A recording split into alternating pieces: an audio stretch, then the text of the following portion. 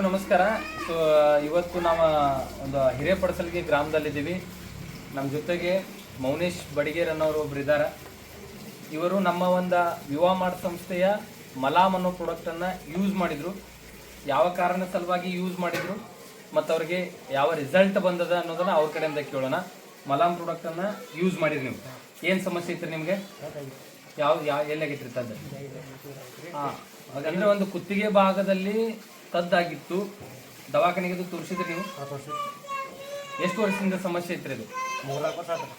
Okay, ನೀವು ನೋಡ್ಬೋದು 3-4 ವರ್ಷದಿಂದ ಒಂದು ತದ್ದಿನ ಸಮಸ್ಯೆ. ಸಾಕಷ್ಟು ಹಾಸ್ಪಿಟಲ್ ಕೂಡ ತೋರಿಸಿದಾರ. ಎಷ್ಟು ಖರ್ಚು ಮಾಡಿದ್ರಿ ಹಾಸ್ಪಿಟಲ್ಗೆ?